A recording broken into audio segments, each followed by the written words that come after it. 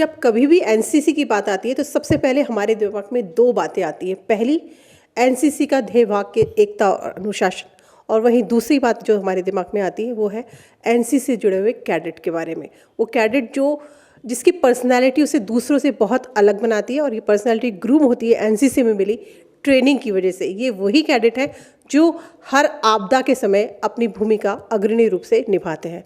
इसी को देखते हुए इस एनसीसी डे पर हम आपको लेकर आए हैं एनसीसी निदेशालय, जहां हमारे साथ है air commodore Lalit Kumar sir. उनसे हम बातचीत करेंगे, उनसे हम जानेंगे एनसीसी से जुड़े और तथ्यों के बारे में। सर, बहुत बहुत स्वागत है आपका पत्रिका टीवी पर। थैंक यू मैडम, मेरे को ये मौका देने के लिए कि मैं राजस्थान की जनता से मुखातिब हूँ और एनसीसी के बारे में अपना नॉलेज उनके साथ शेयर करूँ। सर, सबसे पहला सवाल मेरा मुझे यही है कि एनसीसी एग्जैक्टली क्या है, इसका जो इतिहास है उसके एनसीसी सब जानते हैं लेकिन उसकी हिस्ट्री, उसके बारे में मैं जानना चाहूँगी। जैसे कि आप जानते हैं मैडम, आपने कहा कि एनसीसी नेशनल कैडेट कोर, और हमारा मोटो है यूनिटी एंड डिसिप्लिन, एकता और अनुशासन, जिसके सहारे एक आदमी एक जिम्मेदार नागरिक बनता है। इसकी शुरुआत या हिस्ट्री की बात करें तो ये आज़ादी से पहले की बात है। जब आर्म्ड फोर्सेस में ऑफिसर्स की शॉर्टेज है तो क्यों ना एक ऐसी ऑर्गेनाइजेशन जो बनाई जाए जो यूथ को अट्रैक्ट करे आर्म्ड फोर्सेस में आने के लिए, और उनको एक बेसिक ट्रेनिंग दी जाए जो कि आगे देश के काम आए। तो तब एक university UTC university training core के नाम से इसकी स्थापना 1920 में हुई थी, और तब ये शुरुआत हुई। और आज़ादी के बाद फिर इसने अपना रूप लिया नेशनल कैडेट कोर के रूप में। और हमारे जो भावी नेता उस समय रहे, उन्होंने ये रियलाइज़ किया कि यह यूथ को एक ट्रेनिंग दी जाए ताकि वो एक जिम्मेदार नागरिक साबित हों। और parliament bye act of parliament 1948 15 जुलाई को एक पार्लियामेंट एक्ट पास किया जो एनसीसी का अपना रूप सामने आया। और जो शुरुआत उस टाइम कुछ हज़ार कैडेट से हुई थी, आज 75 साल बाद NCC largest uniformed organisation of the world के रूप में है, और जो काम आपने कहा वो सब ये करती है। सर, काम हम लोग कर रहे हैं, इतना लंबा टाइम हो गया एनसीसी की स्थापना हुए। इसमें अगर भर्ती जो होती है वो किस तरह से होती है, जो मैं बोलूँ कि अगर कोई बच्चा या यूथ एनसीसी ज्वाइन करना चाहे वो किस तरह से कर सकता है? ये यूथ ऑर्गेनाइजेशन है, तो हम एजुकेशनल इंस्टीट्यूशन के माध्यम से यूथ से जुड़े हैं। तो स्कूल और कॉलेजेस में एनसीसी है। तो ये दो भागों में है, एक जूनियर और सीनियर। तो 10th क्लास से कम वो जूनियर विंग है, और यूनिवर्सिटी में सीनियर विंग है। तो जो स्कूल और कॉलेज जिनमें एनसीसी है उनके बच्चे एनसीसी में भर्ती ले सकते हैं, और जिन स्कूल और कॉलेज में एनसीसी नहीं है उनके लिए भी एक प्रावधान है ओपन वैकेंसी के जरिए। वो उनको स्कूल और कॉलेज जहाँ एनसीसी है वहाँ जाकर अपना आवेदन पत्र दे सकते हैं। मतलब अगर किसी स्कूल कॉलेज में एनसीसी नहीं और कोई बच्चा एनसीसी ज्वाइन करना चाहता है तो वो एनसीसी में ज्वाइन कर सकता है इसी तरीके से? यस, ये एक सुविधा दी गई है, पर अगेन हमारी जो स्कूल और कॉलेजेस जो एनसीसी चाहते हैं वो नंबर बहुत ज़्यादा है, और जिनको हम दे पाते हैं वो बहुत कम है। जी जी जी। अभी अगर मैं राजस्थान की बात करूँ तो सर, कितने कैडेट्स राजस्थान में है, boys girls? Like NCC Rajasthan की बात करें तो हम एनसीसी डायरेक्टरेट 4 ग्रुप्स में विभाजित है। जयपुर, उदयपुर, कोटा और जोधपुर, ये हमारे रीजनल सेंटर्स हैं जिनको हम ग्रुप हेडक्वार्टर कहते हैं। और इनके नीचे 37 बटालियंस हैं, यूनिट्स हैं, जो लगभग सारी डिस्ट्रिक्ट्स में एनसीसी कवरेज प्रोवाइड करती हैं।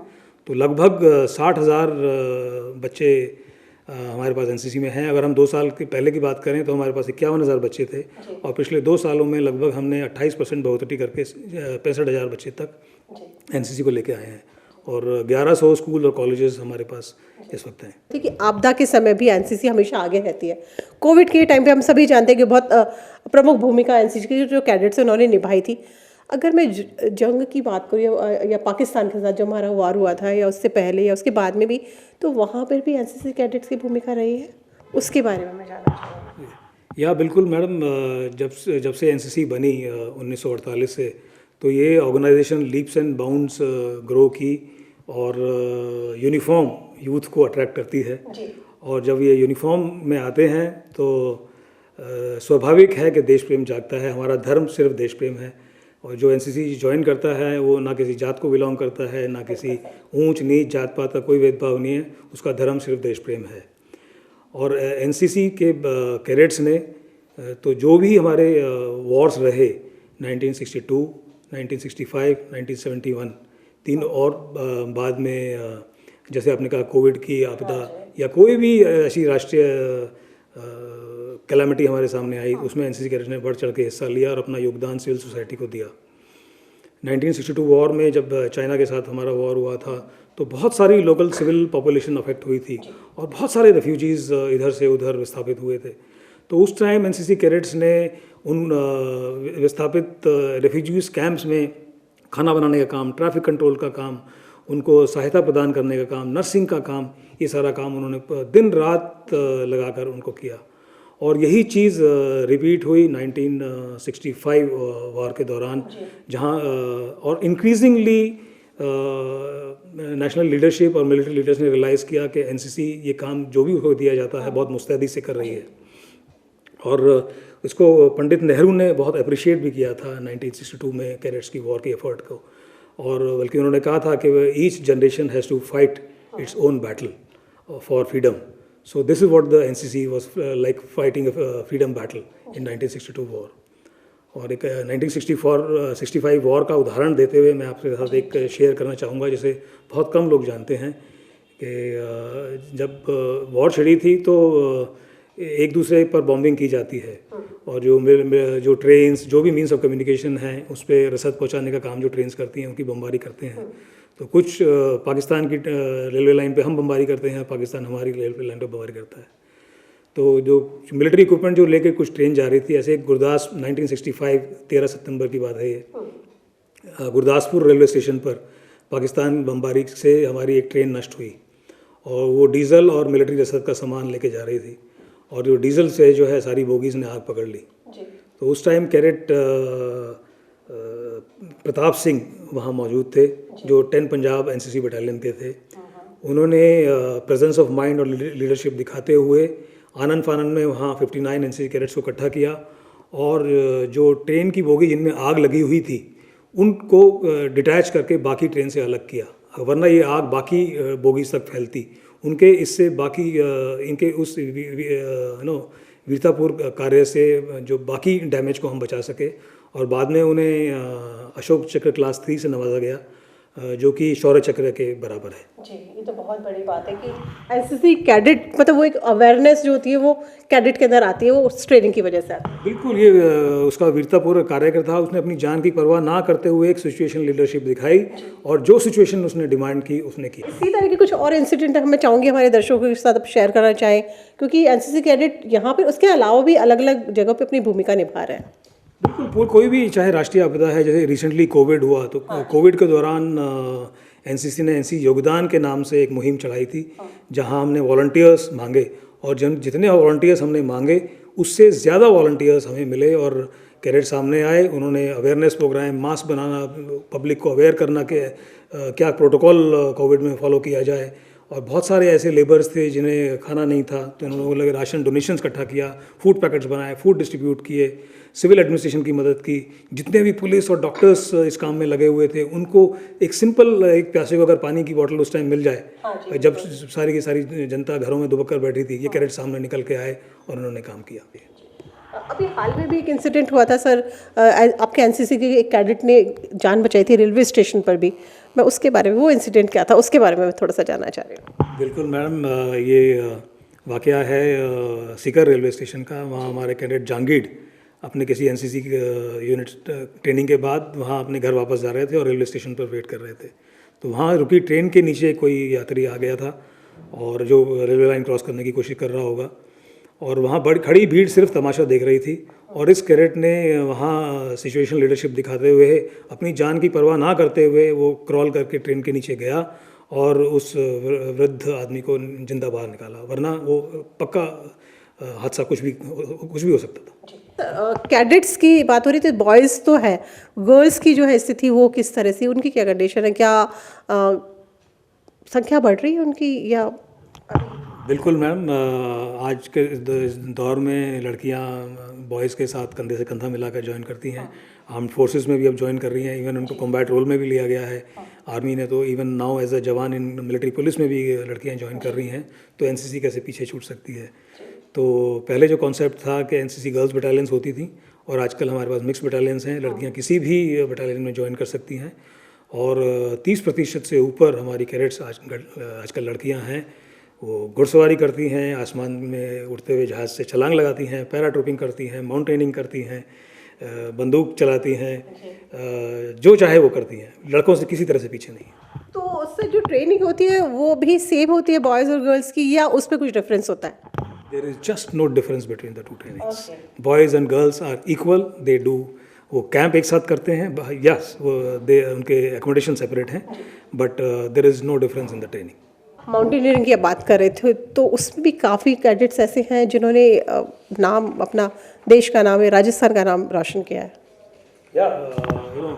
एनसीसी जो है एडवेंचर एक्टिविटीज़ को बहुत प्रोत्साहन देती है। तो चाहे वो किसी तरह की एडवेंचर एक्टिविटीज़ हो, माउंटेनियरिंग है, हॉर्स राइडिंग है, पैरा जंपिंग है, पैरासेलिंग है। तो इसमें एनसीसी का कंटिंजेंट हमारी प्लान माउंट एवरेस्ट जाने की भी है, लेकिन उसके अलावा जो बाकी भी हाई माउंटेन्स हैं, माउंटेनियरिंग की है। और इवन अगर हम राजस्थान की बात करें तो इवन लड़कियों ने भी यहाँ बढ़ चढ़ के माउंटेनियरिंग में हिस्सा लिया है। और गढ़वाल रीजन में जो माउंट लद्दाखी है, उसमें कैडेट करिश्मा कुमारी वेद हैं वनराज बटालियन की, उन्होंने उस माउंट लद्दाखी को, समिट को माउंट किया। ज्योति कुमारी ने माउंट किया। और बॉयज़ माउंटेनिंग एक्सपीडिशन में एक माउंट जोग है जो कि 6000 से ज़्यादा ऊंचाई पर है, उन्हें कैडेट अधिराज सिंह ने इसमें पार्ट लिया। कुछ सर्टिफिकेट्स भी होते हैं एनसीसी के, एबीसी। एक तो मैं उन सर्टिफिकेट्स के बारे में जानना चाह रही थी, और ट्रेनिंग जो आप देते हैं वो किस तरह की कैडेट्स को दी जाती है, वो मैं थोड़ा सा मुझे बताएं। मैम, एनसीसी ट्रेनिंग एक ओवरऑल डेवलपमेंट ऑफ पर्सनालिटी में हमारा कोशिश रहती है कि और तो इसको 2 पार्ट में हमने विभाजित किया है। एक तो इंडोर ट्रेनिंग जहाँ नॉर्मल क्लासेस चलती हैं, और दूसरा आउटडोर ट्रेनिंग। सो आउटडोर ट्रेनिंग में ये डिवाइडेड रहती है, आर्मी, एयरफोर्स और नेवी, तो तीनों से अलग अलग गतिविधियाँ इनकी रहती हैं। और आउटडोर ट्रेनिंग में फोकस टीम बिल्डिंग पर रहता है कि बंदा कम्युनिटी लिविंग करे, एक साथ टीम में कैसे काम करना है, मिलजुल कर कैसे काम करना है, ये सारी ट्रेनिंग इनको दी जाती है। और एयरफोर्स में फ्लाइंग बात करें ट्रेनिंग में, तो उनको फ्लाइंग दी जाती है। हमारे पास 4 ग्रुप हेडक्वार्टर में जोधपुर, जयपुर, उदयपुर और कोटा, तीनों जगह हमारे पास माइक्रो लाइट अवेलेबल है, जिसमें बच्चों को फ्लाइंग का एक्सपोजर दिया जाता है। एरो मॉडलिंग करते हैं, अपने बच्चे अपना मॉडल्स खुद बनाते हैं, कैडेट्स अपना मॉडल खुद बनाते हैं, और फिर रिमोट खुद बना के रिमोट कंट्रोल फ्लाइंग करते हैं। और आर्मी में और तीनों विंग्स में उनको फायरिंग दी जाती है, और बहुत ही रोमांचित होते हैं बच्चे पहली बार बंदूक हाथ में पकड़ के और उसके फायरिंग करके। घुड़सवारी उनको दी जाती है। और स्पेशली इन राजस्थान की हिस्ट्री का इतिहास हम देखें तो जहाँ चेतक घुड़सवार विशेष प्रेम रहा है, तो हमारे पास 2 घुड़सवारी की यूनिट्स हैं, बीकानेर और नवानिया में, जहाँ हम इनको घुड़सवारी की ट्रेनिंग देते हैं। और नेवी में इनको बोट पुलिंग की, सेलिंग की, सेमाफोर की, ये सब ट्रेनिंग इनको दी जाती है। तो ये तो मतलब 3 साल तक लगातार ये जो है ट्रेनिंग इनकी चलती रहती है। और आरडी कैंप के लिए जो सिलेक्शन होता है सर, वो क्या रहता है? क्योंकि आरडी कैंप, एक एनसीसी कैडेट के लिए आरडी कैंप में सिलेक्शन होना बहुत इंपॉर्टेंट है। हर कैडेट चाहता है कि वो आरडी में जाए। कोई भी ट्रेनिंग जो है तो उसमें हमें क्रीम छांट के निकालना ज़रूरी है। और जो हर एक कैडेट का एक सपना होता है कि मैं दिल्ली जाऊं, रिपब्लिक डे परेड में पार्ट लूं और राजपथ पर मार्च करूं। तो उसके लिए सिलेक्शन होता है। और जैसे हमारे पास 65,000 कैडेट्स हैं, तो उसमें से छांट के हम जो हैं 100-150 के करीब कैडेट जूनियर और सीनियर मिलाकर दिल्ली जाते हैं।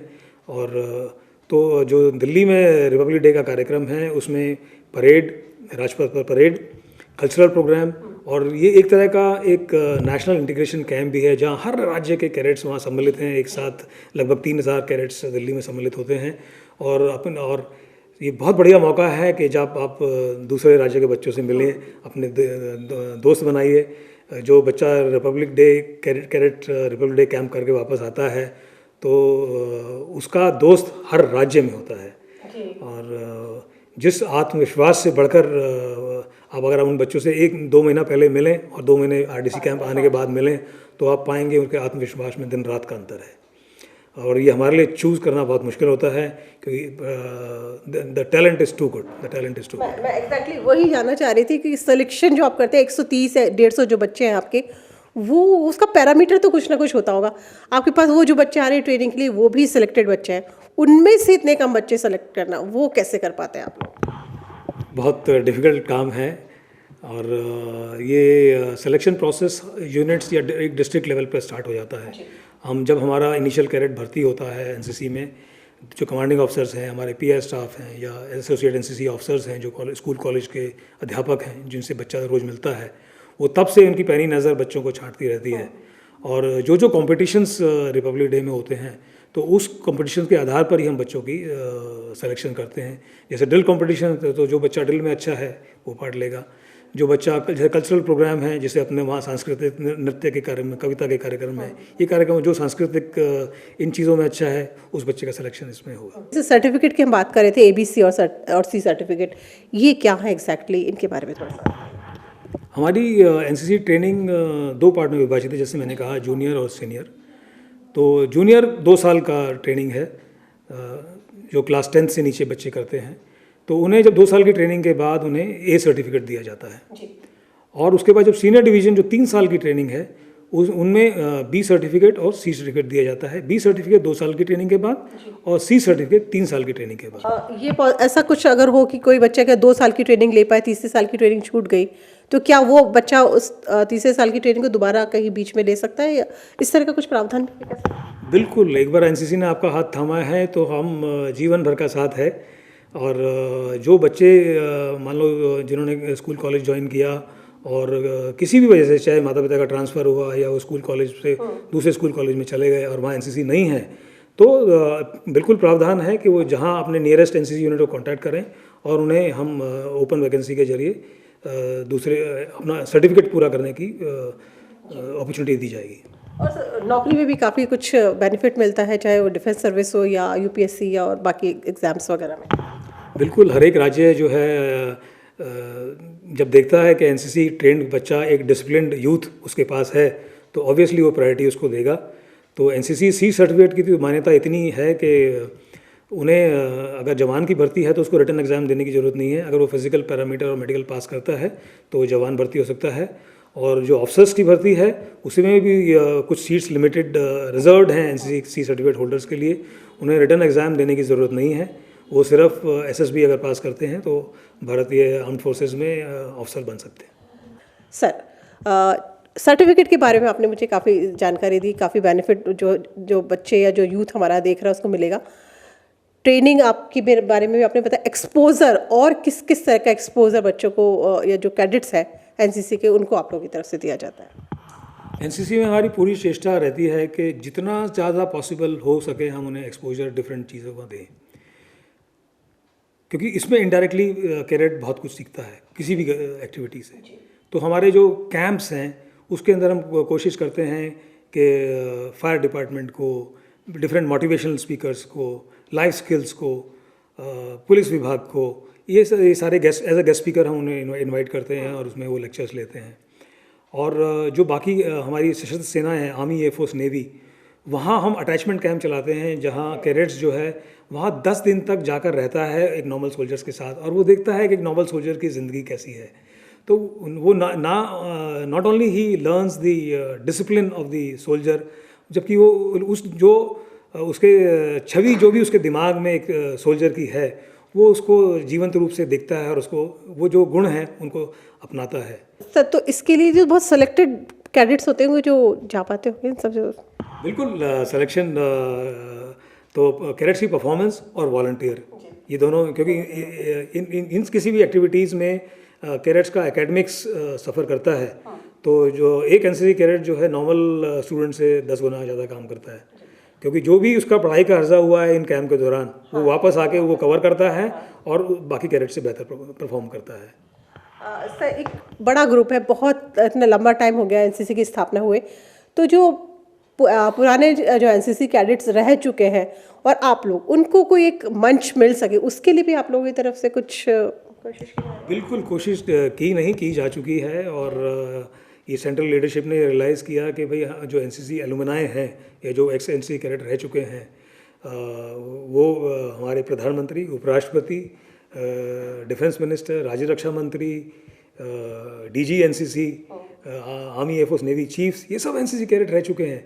और ऐसे ही सिर्फ आर्म फोर्सेस ही नहीं, जीवन के डिफरेंट पार्ट्स हैं, डिफरेंट प्रोफेशंस हैं जहाँ एनसीसी कैडेट्स आज विराजमान हैं। तो इसकी पहल माननीय श्री प्रधानमंत्री नरेंद्र मोदी ने की और एनसीसी एलुमनाई एसोसिएशन के रूप में एक संस्था फॉर्म की गई और जिसके पहले सदस्य हमारे माननीय प्रधानमंत्री श्री नरेंद्र मोदी जी हैं। और मैं आपके माध्यम से सभी एनसीसी एलुमनाई को रीच आउट करना चाहूँगा कि आप आइए और इस मंच से जुड़िए, एनसीसी एलुमनाई एसोसिएशन के मंच से जुड़िए और ये रजिस्ट्रेशन करवाइए। आप डीजी एनसीसी की साइट पर जाइए, अपना रजिस्ट्रेशन कराइए। और जब इतने अनुभवी और अनुशासित लोग एक मंच पर आएंगे तो देश सेवा के लिए, देश को आगे बढ़ाने के लिए कोई ना कोई कदम जरूर निकल के आएगा।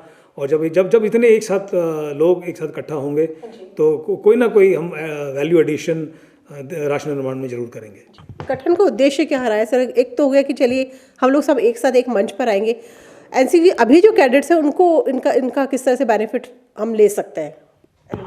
बिल्कुल, एलुमनाइज आर कंट्रीब्यूटिंग। अगर आप मेरे से जो मैं ऑफिस में मिलने वाले इतने एलुमनाइज हैं जो आते हैं, सर बताओ हमें क्या करना है, तो गिवन एग्जांपल, अब हम 75वें साल में एनसीसी प्रवेश कर रही है और इतने सारे सोशल सर्विस एक्टिविटीज़ जो हैं, बल्कि जो हमारे सिलेबस में भी है सोशल सर्विस एक्टिविटीज़ और कम्युनिटी डेवलपमेंट। तो जैसे हम 75 साल के लिए 7,500 पेड़ हमने लगाए। हम 7,500 कैडेट्स जो हैं रक्तदान कर रहे हैं। और हम पुनीत सागर अभियान जो हमने चलाया, इवन यूनाइटेड नेशंस ने उसको एक्नॉलेज किया और हमारी एफर्ट्स को सराहा कि हम अपने जितने भी वाटर बॉडीज़ और कोस्ट लाइन है उसको प्लास्टिक से मुक्त किया जाए, जो एक विकराल समस्या के सामने हमारे सामने खड़ा हुआ है।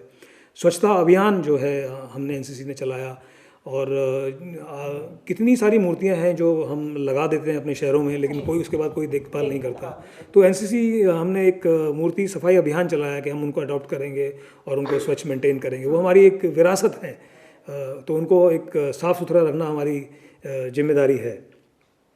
और चाहे वो बेटी बचाओ बेटी पढ़ाओ अभियान है, एंटी ड्रग्स रैली है, तो इन सब अभियानों से हम लोग जुड़ते हैं। और जहाँ एनसीसी की जो एलुमनाइज हैं जो अपना एक्सपीरियंस और डिसिप्लिन हमें ऑफ़र करते हैं, और बहुत सारे ऐसे एनसीसी एक जो एसोसिएशंस हैं जो कैंप्स में हमारे साथ आते हैं और पर्सनालिटी डेवलपमेंट क्लासेस लेते हैं और कैडेट के साथ अपना एक्सपीरियंस शेयर करते हैं।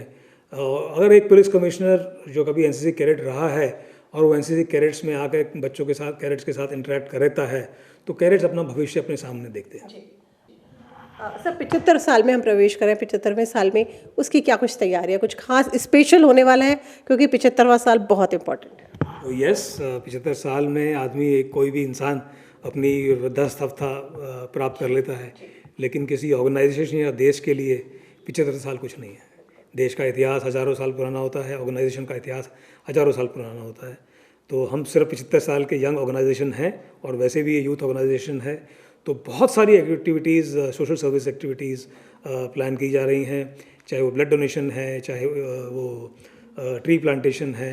एक यूनिटी फ्लेम रन यूएफआर के नाम से अब जो ऑलरेडी स्टार्ट हो चुका है, कन्याकुमारी से 3,500 किलोमीटर से ऊपर की दूरी एनसीसी ऑफिसर्स तय करेंगे दौड़ते हुए, और कैडेट्स भी इसमें हिस्सा भाग लेंगे। और ये रिपब्लिक डे से पहले न्यू दिल्ली में कल्मिनेट होगा।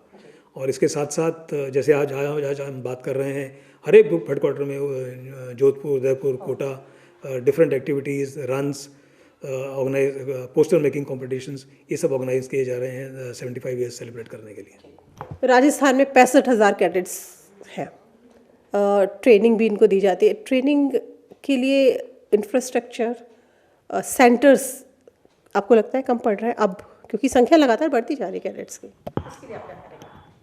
कैडेट्स की संख्या बड़ी है और ये अच्छी बात है। और जबकि सरकार की कोशिश यही है कि ज़्यादा से ज़्यादा स्कूल्स और कॉलेजेस में एनसीसी दी जाए, ताकि एक जो हमारा यूथ है उसको डिसिप्लिन और मोटिवेटेड यूथ, एक जिम्मेदार नागरिक के रूप में हम तैयार कर सकें। तो एक खाली मैदान भी ट्रेनिंग के लिए बहुत अच्छी जगह है। तो और लेकिन यस, अगर उसमें ट्रेनिंग इंफ्रास्ट्रक्चर अवेलेबल है तो और भी बेहतर ट्रेनिंग दी जा सकती है। तो पूरी कोशिश है सरकार की कि हमारे को रीजनल सेंटर्स एस्टेब्लिश किए जाएं, और काफ़ी राज्य सरकारों ने जो है एनसीसी ट्रेनिंग एकेडमी स्थापित की है, जहां बच्चों के कैडेट्स के हम कैंप्स करते हैं और आउटडोर ट्रेनिंग उनको दी जाती है, क्योंकि एनसीसी ट्रेनिंग प्राइमरली आउटडोर है और उसके लिए हमें खुले मैदान और कैंप्स के लिए बाकी रिसोर्सेज की ज़रूरत होती है। तो राजस्थान सरकार हमारा पूरा सहयोग इसमें दे रही है और एनसीसी ट्रेनिंग एस्टेब्लिश करने के लिए बातचीत चल रही है और जल्द ही बहुत कुछ नतीजा हमारे सामने आएगा। तो ये कहाँ बनने वाला है, कुछ आइडिया हल्का सा? एक माननीय चीफ मिनिस्टर साहब ने हमें NCC training area Jaipur Jawaharlal Nehru मार्ग पर सैंक्शन किया है और जिसका काम अभी जल्दी शुरुआत होने वाली है और जिसकी नींव माननीय चीफ मिनिस्टर साहब रखेंगे। सर, अग्निवीर को लेके बहुत चर्चा चल रही है पिछले कुछ टाइम से, तो क्या जो एनसीसी कैडेट्स हैं उनको भी इस भर्ती में फ़ायदा मिलेगा? बिल्कुल। अग्निवीर, जब अग्निवीर स्कीम सरकार ने अनाउंस की थी तो उसको लेके बहुत सारी शक शुबा या भ्रांतियाँ थी यूथ में, जो धीरे धीरे बिल्कुल निकल गई हैं, रिमूव हो गई हैं। और एनसीसी कैडेट्स तो बढ़ चढ़कर इस स्कीम के सपोर्ट में सामने आए और उन्होंने इसका बिल्कुल अग्निवीर का स्वागत किया कि यस, कि इसमें हमें दोनों हाथों में लड्डू है कि हम फ़ौज का ट्रेनिंग और मज़ा भी ले सकते हैं और उससे बाहर आके एक डिसिप्लिन्ड सोल्जर की एक्सपीरियंस भी होगा और फिर हम बाहर भी कुछ कर पाएंगे। चलते चलते मैं आज, क्योंकि 75वें साल में प्रवेश कर रहे हैं, तो हमारी आम पब्लिक को, जो यूथ है, उनको क्या मैसेज अपनी तरफ से आप देना चाहेंगे?